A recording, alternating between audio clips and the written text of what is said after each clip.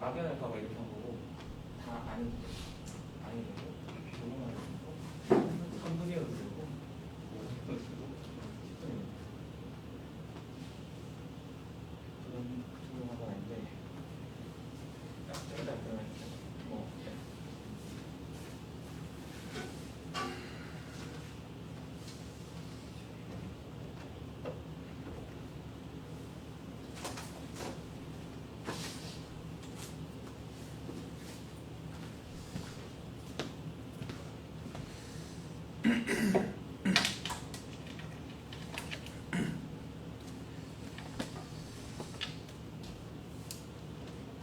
우리 다 같이 사도신경으로 우리의 신앙을 고백하겠습니다.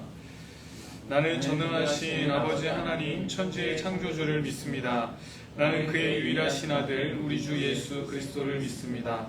그는 성령으로 잉태되어 동정녀 마리아에게서 나시고 본디오 빌라도에게 고난을 받아 십자가에 못 박혀 죽으시고 장사된 지 사흘 만에 죽은 자 가운데서 다시 살아나셨으며 하늘에 오르시어 전능하신 아버지 하나님 우편에 앉아 계시다가 거기로부터 살아있는 자와 죽은 자를 심판하러 오십니다.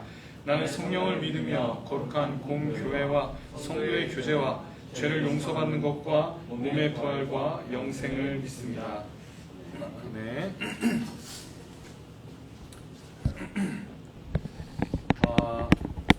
찬송가 336장 환난과 핍박 중에도 같이 찬양하겠습니다. 찬송가 336장입니다. 환난과 핍박 중에도 성도는 신앙 지켰네. 이 신앙 생각할 때에 기쁨이 충만하도다.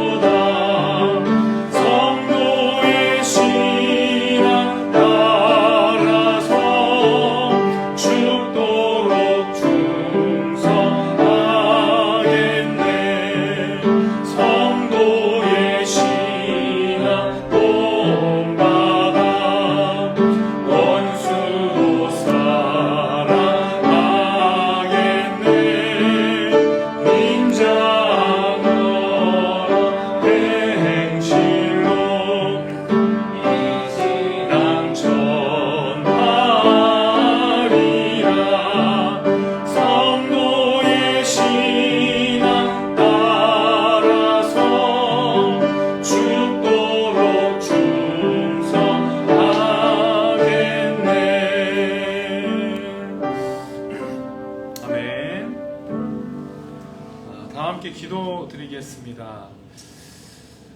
사랑이 많으신 하나님 감사합니다.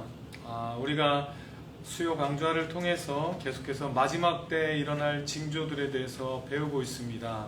하나님, 우리가 살아가는 시대에 일어나야 할 징조들, 일어나고 있는 징조들이 어떤 것인가 성경을 통해서 잘 확인하여서 우리에게 다가오는 그 일들이 이상한 것이 아니라 너무 당연한 것이고, 그 가운데 정말로 하나님의 그 구속 역사가 전진하고 있음을 더 확신할 수 있는 그런 근거가 될 수 있도록 도와주시옵소서.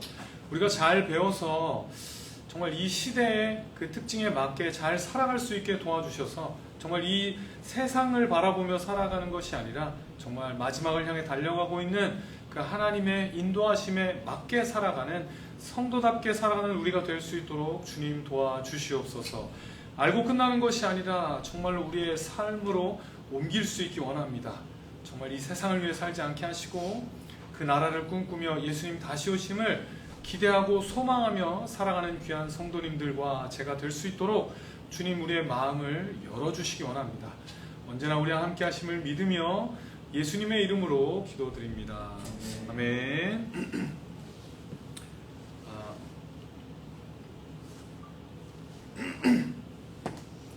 네, 우리 그 마지막 때에 일어날 징조들에 대해서 같이 배우고 있습니다.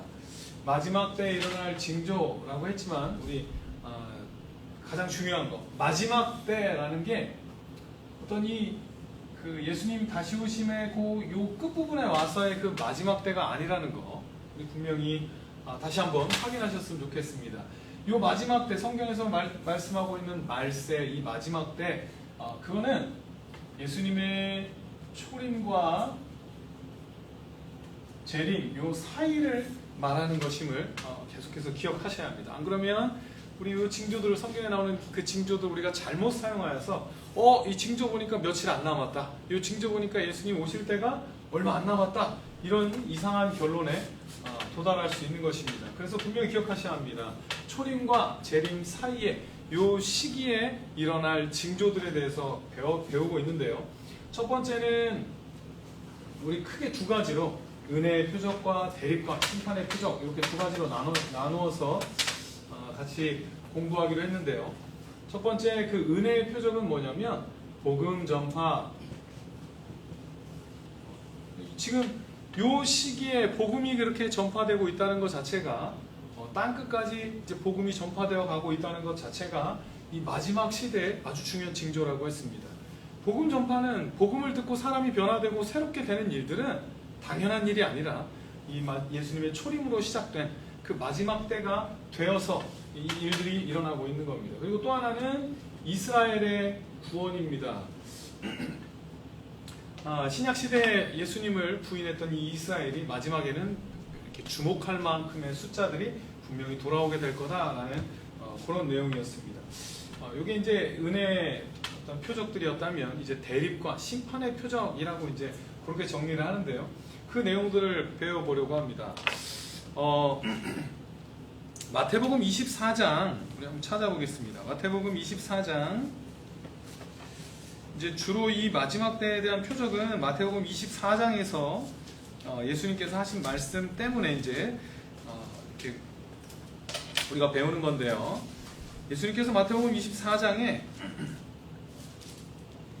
24장에서 이제 이 내용들이 어떻게 시작되고 있는지를 한번 보려고 합니다. 24장 1절부터 일단 3절까지 한번 읽어보겠습니다. 시작. 예수께서 성전에서 나와서 가실 때 제자들이 성전 건물들을 가리켜 보이려고 나아오니 대답하여 이르시되 너희가 이 모든 것을 보지 못하느냐? 내가 진실로 너희에게 이르노니 돌 하나도 돌 위에 남지 않고 다 무너뜨려지리라. 예수께서 감난산 위에 앉으셨을 때 제자들이 조용히 와서 이르되 우리에게 이르소서 어느 때에 이런 일이 있겠사오며 또 주의 임하심과 세상 끝에는 무슨 징조가 있사오리이까. 배경은 이겁니다. 예수님께서 성전에서 나와서 성전 건물들을 가리켜 보이시면서 이렇게 말씀하십니다. 너희가 이 모든 것을 보지 못하느냐? 내가 진실로 너희에게 이르노니 이 성전에 돌 하나도 돌 위에 남지 않고 다 무너뜨릴 것이다 라고 말씀을 하십니다. 그러자 3절에서 제자들이 조용히 와서 이르되 알려주십시오 하면서 어느 때 이런 일이 있겠사오며 또 주의 임하심과 세상 끝에는 무슨 징조가 있사오리까 이렇게 묻고 있습니다. 어느 때 성전이 무너지며 또 주의 임하심과 세상 끝에 어떤 징조가 있겠습니까? 이렇게 두 가지를 묻고 있는 겁니다. 어떻게 보면 두 가지입니다. 성전이 무너질 때가 무너질 때와 또 주의 임하심과 세상 끝에 무슨 징조가 있겠습니까? 라고 예수님께 그렇게 묻고 있는 것입니다.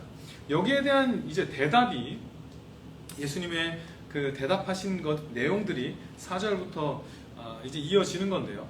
근데 이제 여기서 이제 조금 어려운 것은 뭐냐면 이 내용들을 잘 이제 그 24장 내용들을 잘 보면 마치 얼마 안 남은 일처럼 급박하게 이제 곧 올 일처럼 묘사하시는 내용들이 있다는 겁니다. 이거 얼마 안 있으면 일어날 거야 라고 그렇게 말씀하시면서 그렇게 묘사하시는 장면이 있는데 그 와중에 또 어떤 일도 있냐면 예수님께서 다시 오실 것도 또 같이 예언을 하시는 겁니다. 그래서 이 내용들이 섞여 있어서 사실은 되게 어렵습니다. 이거 보면 이게 도대체 언제 일어날 일을 예수님께서 예언하시는가 라고 이제 좀 헷갈릴 수가 있습니다. 그래서 뭐 그 앞에 이제 4절부터 14절까지는 이 천국복음이 이제 14절이 이렇게 끝나죠. 천국복음이 모든 민족에게 증언되기 위하여 온 세상에 전파되리니 그제야 끝이 오리라. 그렇게 어떻든 복음이 끝까지 다 전파되면 내가 다시 올 거다라는 예수님의 재림 전에 일어날 그 기간을 분명히 말씀하는 것 같습니다. 그런데 이제 15절부터 그 뒤의 내용들은 이제 곧 일어날 것처럼 유대에 있는 사람들은 유대 밖으로 피해라 뭐 이런 식으로 곧 일어난 일에 대한 내용을 꼭 말씀하시는 것처럼 그렇게 여겨진다는 겁니다. 이건 아까 그 질문에서 아까 그 제자들의 질문에서 우리 약간의 답을 얻을 수 있습니다. 제자들이 뭘 물어봤냐면 이때가 언제입니까? 라고 할 때 그거는 성전이 무너질 때. 실제로 성전이 언제 무너지냐면 70년, 지금 우리 2022년도죠? 갑자기 2022년도에 살고 있는데 70년 이때 이제 예루살렘 성전이 그 로마의 디도 장군에 의해서 다 완전히 다 이렇게 파괴가 됩니다.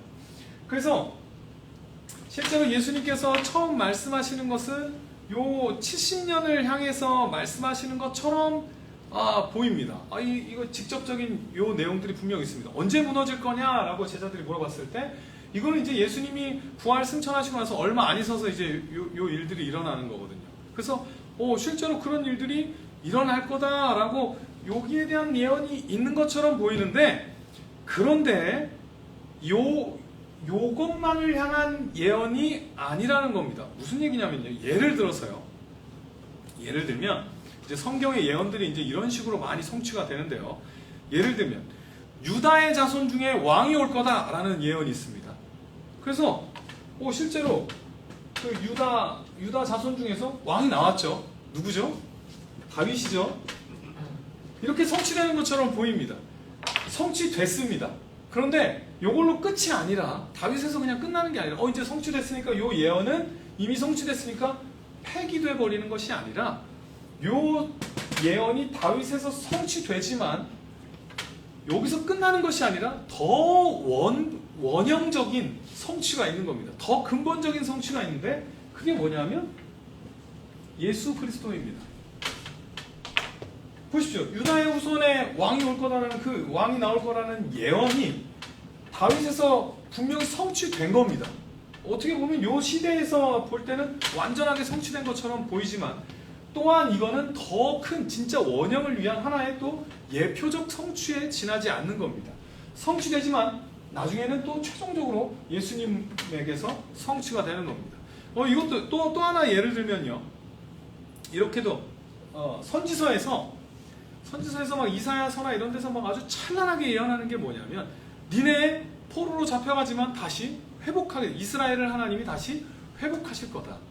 그런 약속이 분명히 있습니다. 그래서 실제로 바벨론 포로기가 끝나고 이제 돌아옵니다. 우리 주일날 배웠던 것처럼 고레스 왕 때 돌아오게 됩니다. 그때 사람들이 뭘 생각했습니까? 진짜로 성취됐구나. 그런데 이상한 건 분명 이사야서는 더 화려하게 그 말씀을 예언을 하고 있거든요. 그때 돌아왔을 때는 막 성전이 막 엄청나게 회복이 되고, 근데 사실은 거기서 끝나는 것이 아니라 분명 성취됐지만 더 나아가서 최종적으로 예수님이 다시 오실 때 그 완전한 회복, 거기까지 가는 겁니다. 그래서 이 성경에서의 예언은 언제나 그냥 한 사건에서 끝나서 이제 그게 그냥 지워지는 것이 아니라 이제 계속해서 더 완전한 성취로 이렇게 나아가고 있는 겁니다. 오늘 요 24장의 내용도 그렇게 보셔야 합니다. 재난에 대한 분명 예언이 있는데요. 그 예언이 그냥 요게 70년에 이건 분명 엄청난 비극이었습니다. 성전이 무너지고 실제로 되게 끔찍했고요. 그런데 여기에서 성취가 돼서 이제 그러면 마태복음 24장의 내용이 끝나는 것이 아니라 이거를 더 넘어서서 그 마지막 때에 일어날 일까지 예언되고 있다는 겁니다. 그러니까 어떻게 보면 하나의 예표가 돼서 성전이 이렇게 끔찍하게 무너졌지, 이렇게 끔찍하게 다 부서졌지, 그런데 나중에 그때 진짜로 더 무서운 일이 일어날 거야 라는 식으로 이렇게 해서 우리가 이런 맥락을 가지고 요 24장을 보셔야 한다는 겁니다. 그러니까 그냥 분명히 어떤 본문은 AD 70년에만 해당되는 것처럼 보이는 본문들이 분명히 있고요. 내용들이 있고요. 그러나 기본적으로는 마지막 오실 때 요 사이에 일어나는 큰 징조라는 것을 우리 그 내용을 가지고 24장에 나오는 그 내용들, 대립과 심판의 표적이라고 했는데요. 대립과 심판의 표적들에 대해서 우리 그렇게 그 맥락을 가지고 한번 보셨으면 좋겠습니다.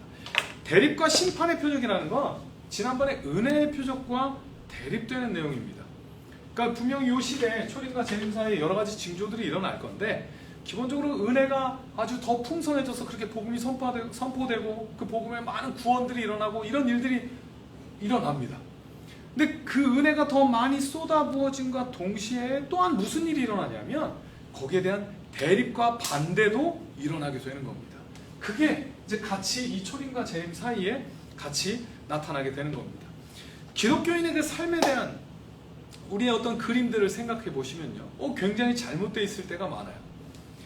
이 사실은 본문 예수님께서도 말씀하셨지만 예수님을 믿는 사람들, 예수님의 길을 따른다는 것은 기본적으로 좁은 길이죠. 좁은 길입니다. 진짜로 너희가 내 이름 때문에 고난과 환난을 당하고 박해를 받을 거라고 예수님께서 분명히 말씀을 하십니다. 어떻게 보면 예수님을 믿는 이 시대의 굉장히 중요한 특징은 고난과 환난입니다. 근데 되게 듣기 싫죠. 우리는 너무 싫죠. 피하고 싶은 내용이고요. 제가 읽어드리겠습니다. 마태복음 5장 10절에서 12절인데 제가 읽어드리겠습니다. 의를 위하여 박해를 받은 자는 복이 있나니 천국이 그들의 것입니다. 나로 말미암아 너희를 욕하고 박해하고 거짓으로 너희를 거슬러 모든 악한 말을 할 때에는 너희에게 복이 있나니 기뻐하고 즐거워하라. 하늘에서 너희의 상이 큼이라. 너희 전에 있던 선지자들도 이같이 박해하였느니라. 그러니까 사실은 기본적으로 어떤 일들이 있냐면 박해를 받는 겁니다. 그리고 그게 우리가 하나님의 복을 받고 있다는 증거이고요. 오히려 잘 가고 있다는 증거가 박해와 고난을 통해서 나타난다고 그렇게 말씀하고 있는 것입니다. 그래서요, 우리 그 그림을 가지고 보셔야 합니다.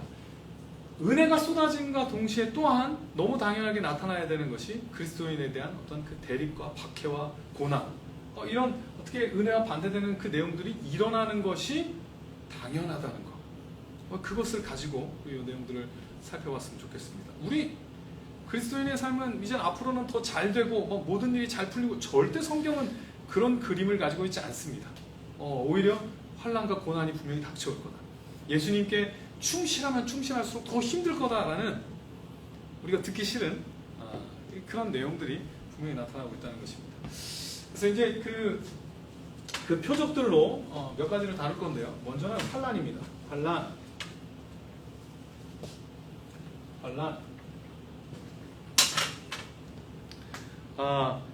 특히 이제 시대의 표적으로 초림과 재림 사이에 나타나게 될 그 환난은 어떤 일반적인 상황에서 나타나는 고난과 고통이 아니라 앞에서 말씀드렸듯이 그리스도의 신실한 제자가 되고자 할 때 어떤 거기에서 비롯되는 고난과 고통입니다. 그러니까 오히려 그리스도께 더 가까이 가려고 하고 더 예수님의 뜻대로 살려고 할 때에는 어떻게 보면 너무 당연하게 고난과 고통이 나타나야 한다는 겁니다. 오히려 안 나타나는 게 이상한 거고 나타나는 게 정상입니다.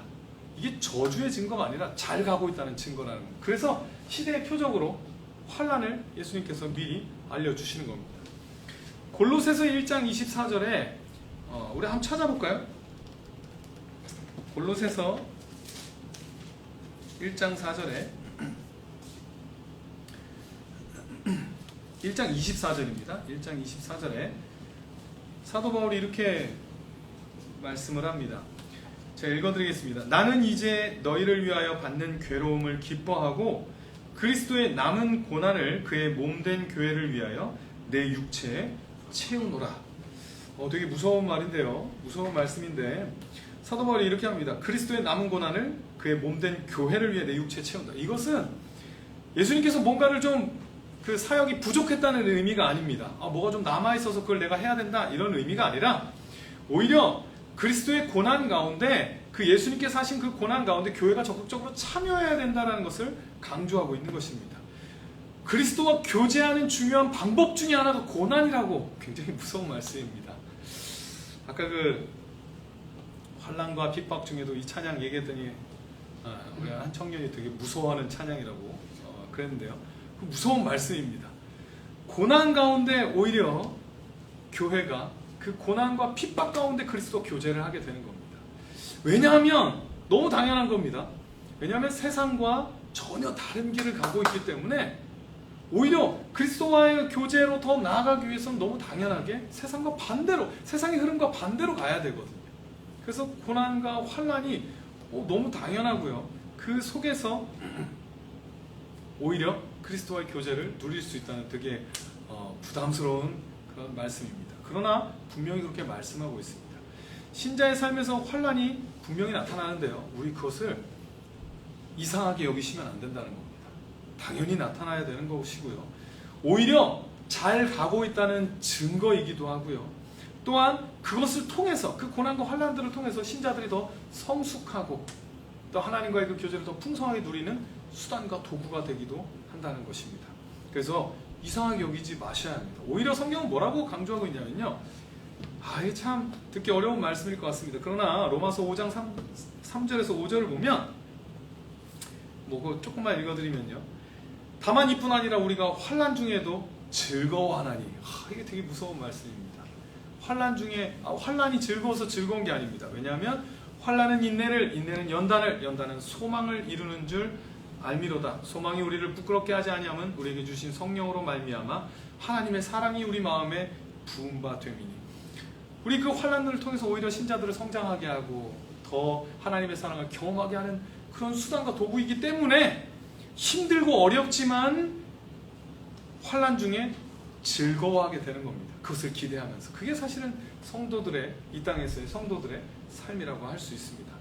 그게 환난, 초림과 재림의 너무 당연한 징조, 성도들에게 다가오는 너무 당연한 그 징조들은 환난입니다. 우리 고난과 핍박을 받을 수밖에 없습니다. 그러나 또한 그래서 이제 어떤 신학자는 이걸 아예 조금 구분을 하는데요. 환난과 대환난. 그냥 하겠습니다.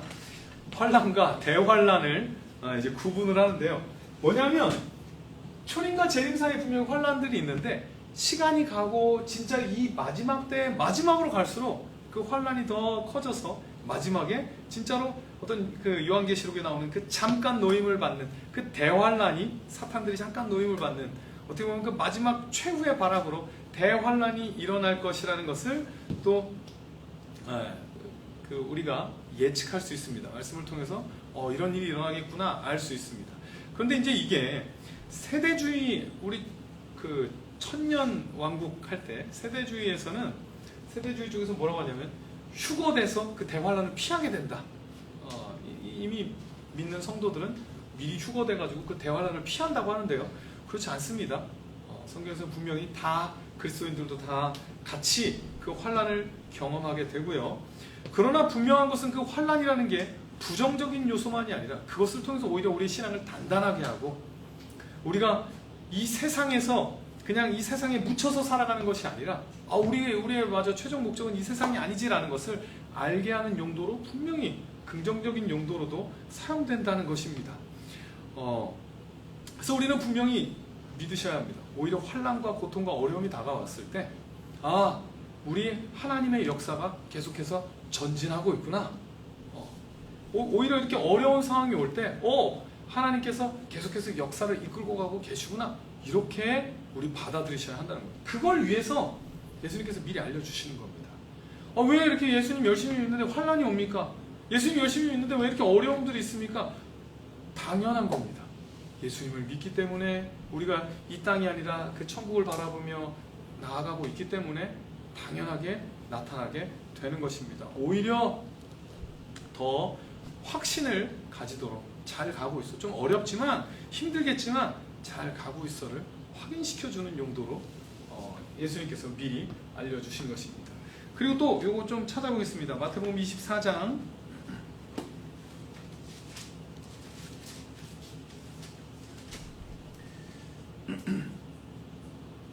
24장 10절부터 12절입니다. 9절에서 참 이거 안 읽었죠. 9절에서 환난에 넘겨주겠으며 너희를 죽이리니 너희가 내 이름 때문에 모든 민족에게 미움을 받으리라. 이게 9절이고요. 이제 10절부터 12절까지 한번 읽겠습니다. 시작. 그때 많은 사람이 실족하게 되어 서로 잡아주고 서로 미워하겠으며 거짓 선지자가 많이 일어나 많은 사람을 미혹하겠으며 불법이 성함으로 많은 사람의 사랑이 식어지리라. 요거를 이제 배교와 불신앙이라고 이렇게 이제 이런 제목으로 정리를 했는데요. 배교와 불신앙, 배교, 불신앙. 이것도 징조입니다. 이 마지막 때 일어날 징조인데 배교와 불신앙이 일어나게 된다는 것입니다. 또 더 무서운 건 24절입니다. 그 24절도 한번 읽어보겠습니다. 시작. 거짓 그리스도들과 거짓 선지자들이 일어나 큰 표적과 기사를 보여 할 수만 있으면 택하신 자들도 미혹하리라. 지금 환란이 외부에서 들어오는 어떤 핍박이었다면 이제 이거 배교는 무서운 게 뭐냐면 내부에서부터 일어나게 되는 유혹과 미혹입니다.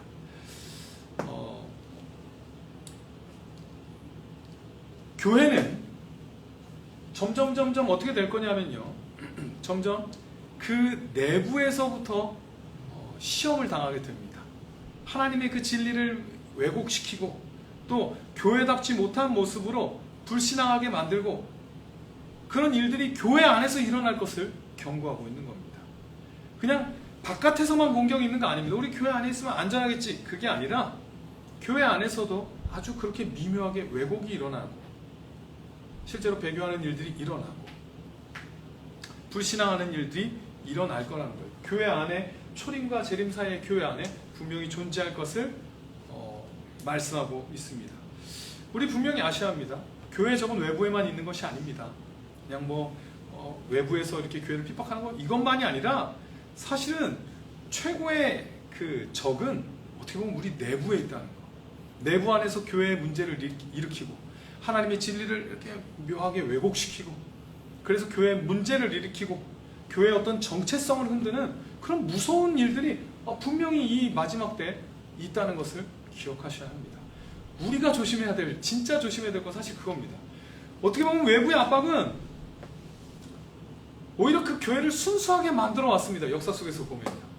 교회 압박이 커질 때 교회는 오히려 진리를 더 붙들고 하나님께 더 매달리며 오히려 더 단단해지고 더 순수해지기도 했어요. 근데 진짜 교회를 힘들게 했던 건 그 내부에서의 이단이 발생하거나 또 분파가 일어나거나 그런 일들이 오히려 교회를 심하게 흔들었다는 겁니다. 그것도 하나의 되게 중요한 배교와 불신앙도 하나의 중요한 징조입니다. 그래서 이 사실은 이런 배교와 이 불신앙들이 교회 안에서 일어날 것이기 때문에 사도 바울은 마지막 때 경고를 합니다. 이거 한번 찾아보겠습니다. 데살로니가 후서 2장 15절인데요. 이제 그 2장 초반에 이런 일들이 마지막 때 이런 일들이 막 일어날 거다, 이런 불신앙이 일어날 거다, 뭐 불법 환자가 나타날 거다, 이제 이런 내용들이 있고요. 그래서 15절 결론입니다. 15절인데요. 같이 읽겠습니다. 시작. 그러므로 형제들아 굳건하게 서서 말로나 우리의 편지로 가르침을 받은 전통을 지키라. 사도 바울이 그럽니다. 그래, 이런 이 배교와 불신앙들이 교회 안에서 일어날 거니까 니네 이 편지로 받은 그리고 전통으로 이어온 그 내용들을 잘 붙들어라. 그 말씀을 잘 붙들어라. 이렇게 강조하고 있습니다. 오늘날 이거 얼마나 많이 나타나고 있습니까? 그죠? 오늘날 신천지가 나타났을 때 얼마나 많은 성도들이 그렇게 훅 넘어가 버렸습니까? 깜짝 놀랐죠. 진짜 이렇게 많은 성도들이 그렇게 그냥 이단으로 한 번에 다 넘어갈 것이라고 누가 생각했겠습니까? 근데 실제로 그런 일들이 일어납니다. 왜냐하면 말씀에 제대로 붙잡혀 있지 않았기 때문입니다. 말씀이 어떤 내용을 담고 있는지 우리가 듣고 싶은 내용만 계속 들어왔기 때문에 아까 처음에 말씀드렸던 것처럼 그림이 잘못되어 있어서 이 땅에서의 예수님 잘 믿으면 이 땅에서 행복해지고 이런 그림만 갖고 있으니까 성경에서 보고 싶은 것만 보니까 그 내용들을 잘 전체를 다 알고 있지 못하니까 진리를 잘 붙들고 있지 않았기 때문에 결국에는 그 조그마한 미혹에 다 넘어가게 되고요. 그렇게 쉽게 흔들리고 그런 일들이 일어난 겁니다. 이거 미리 경고하고 있는 겁니다. 이런 징조 일어납니다. 그래서 우리는 최선을 다해서 이 복음의 전통들을 잘 붙드셔야 합니다. 이렇게 우리가 전달되어 온 지금 우리가 하고 있는 이 교리를 배우는 일들, 이거 그냥 뭐 한 세대에서 이루어진 일이 아니라 지금까지 초림 때부터 재림 때까지 계속 되겠죠. 초림 때부터 예수님 처음 교회가 세워졌던 때부터 이단과 싸우면서 계속해서 축적되어 온 그 교리들, 우리 그거 열심히 붙드셔야 한다는 겁니다.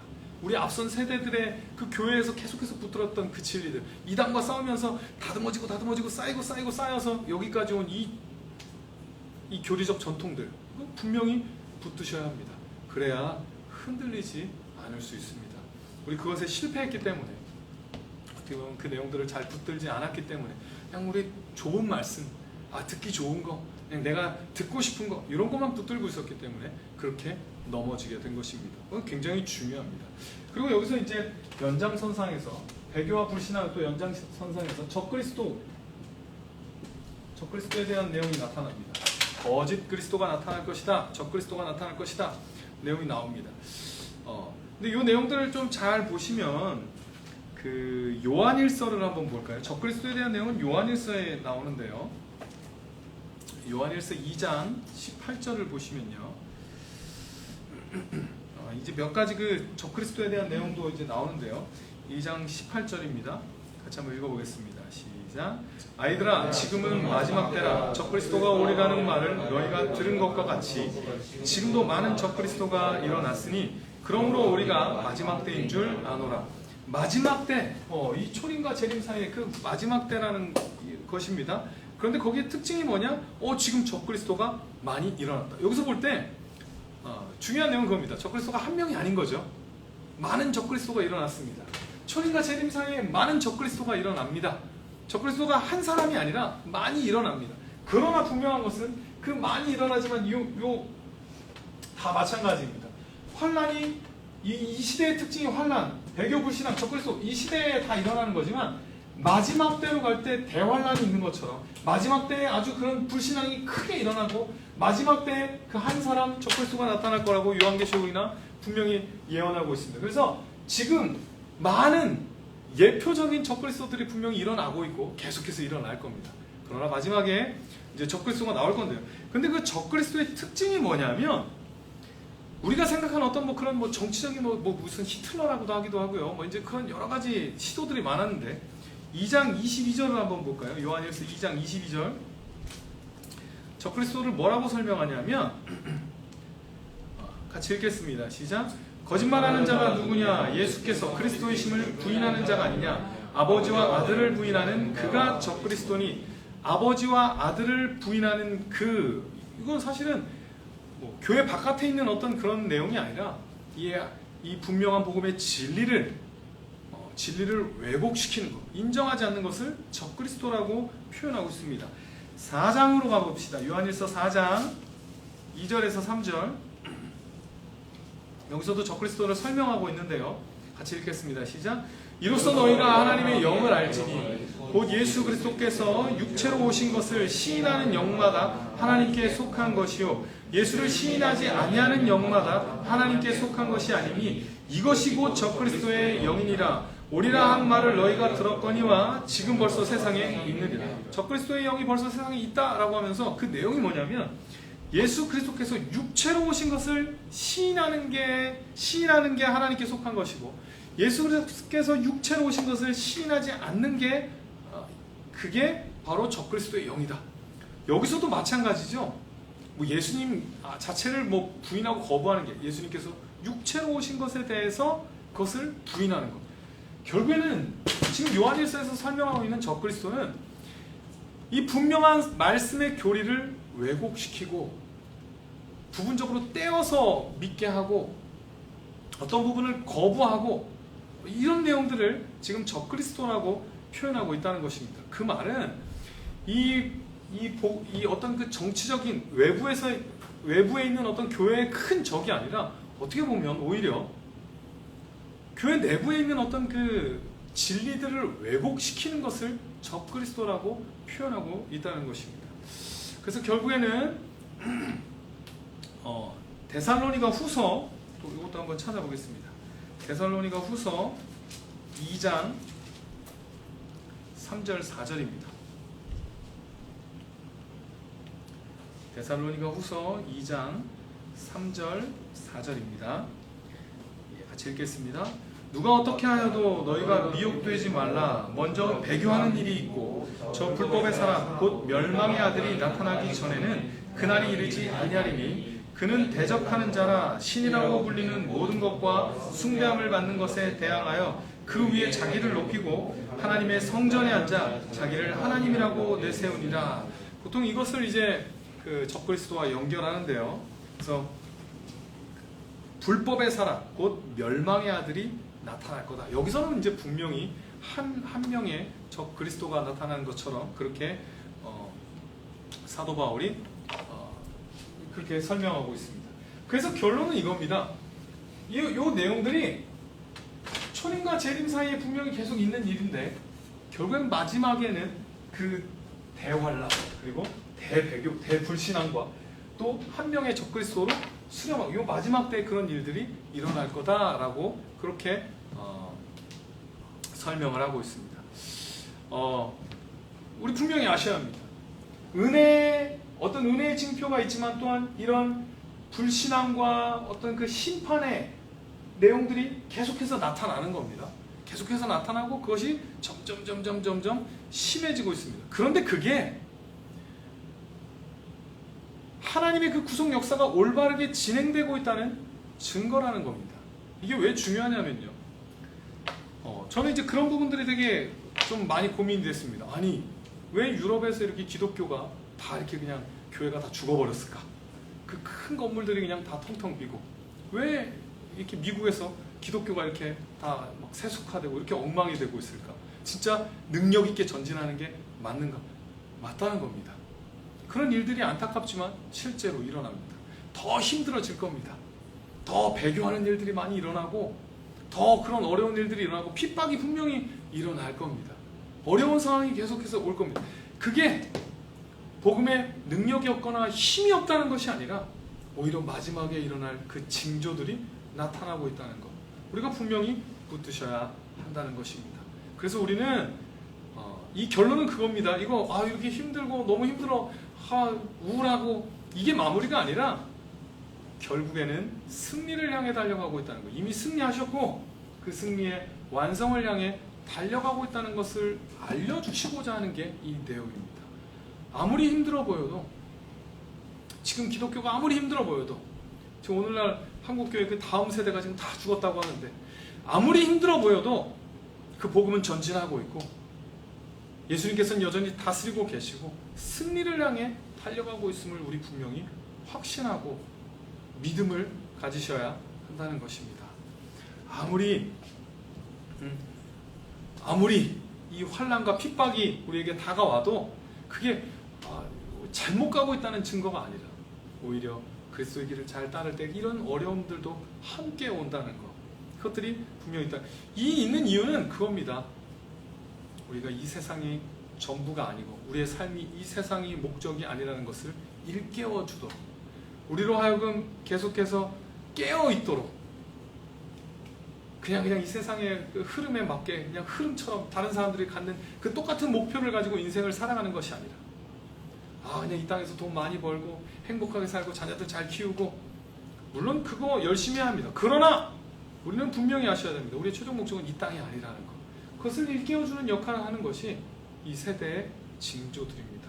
분명히 하나님의 심판의 날이 다가오고 있고, 진짜로 이 세상은 결국에는 멸망할 곳이고, 우리는 여기가 아니라 진짜로 앞으로 올 그 천국을 바라보며 그 천국을 향해 살아가고 있다는 것을 일깨워주는 겁니다. 우리 그림을 다시 잘 그리셔야 합니다. 우리 인생에 대한 그림을 잘 그리셔야 합니다. 마치 이 땅이 전부인 것처럼 우리의 인생을 그리면 안 됩니다.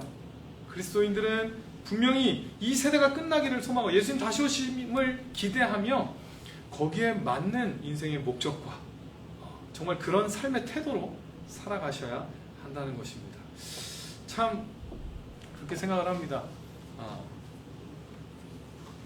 우리 듣고 싶은 말씀들이 분명히 있습니다. 이왕이면 항상 이 땅에서 평안하고 예수님 잘 믿으면 모든 일이 다 잘 풀릴 거고, 이런 말씀 들으면 이런 말씀만 있다면 너무 좋겠죠. 그러나 제 말이 아니라 분명히 말씀에는 우리 이런 징조들이 너무 당연하다고 강조하고 있습니다. 우리가 듣고 싶은 말이 아니라 말씀에 귀를 기울여서 성경이 과연 우리 이 시대를 어떻게 묘사하고 있고 우리에게 어떤 태도를 요구하고 있는지 우리 말씀에 집중하셔서 진짜로 우리 또 수요 강좌 때 우리 교리들을 잘 배우셔서 잘 붙드셔서 올바른 그림을 가지고 그 올바른 그림이 하나님께서 이끌어가시는 그 구속 역사의 흐름에 맞는 그 태도와 삶을 가지고 살아가시는 귀한 성도님들과 제가 되었으면 좋겠습니다. 우리 진짜로 우리 후회하지 않을 하늘의 상이 크다는 거 우리 분명히 기억하셔서 정말 그 나라를 소망하며 우리 살아갈 수 있었으면 좋겠습니다. 기도하겠습니다. 사랑이 많으신 하나님, 우리가 많은 징조들을 보고 있고 경험하고 있으면서도 우리가 깨어있지 못하고 자꾸 이 세상의 흐름에 휩쓸려 살아갈 때가 참 많습니다. 우리를 일깨워 주셔서 이제는 이 세상이 어디를 향하고 있고 하나님의 그 구속 역사가 어디로 향하고 있는지를 잘 깨달아서 이제 정말 그 흐름에 맞는 하나님의 그 구속 역사의 흐름에 맞는 삶을 살 수 있게 도와주시옵소서. 이 땅을 살아가지만 그 나라를 바라보며 정말로 간절히 소망하는 우리가 될 수 있게 도와주시옵소서. 함께 하심을 믿으며 예수님의 이름으로 기도드립니다. 아멘. 주님께서 가르쳐 주신 기도로 수요강좌 마치겠습니다. 하늘에 계신 우리 아버지의 이름을 거룩하게 하시며 아버지의 나라가 오게 하시며 아버지의 뜻이 하늘에서와 같이 땅에서도 이루어지게 하소서. 오늘 우리에게 일용할 양식을 주시고 우리가 우리에게 잘못한 사람을 용서해 준 것 같이 우리 죄를 용서하여 주시고 우리를 시험에 빠지지 않게 하시고 악에서 구하소서. 나라와 권능과 영광이 영원히 아버지의 것입니다. 아멘.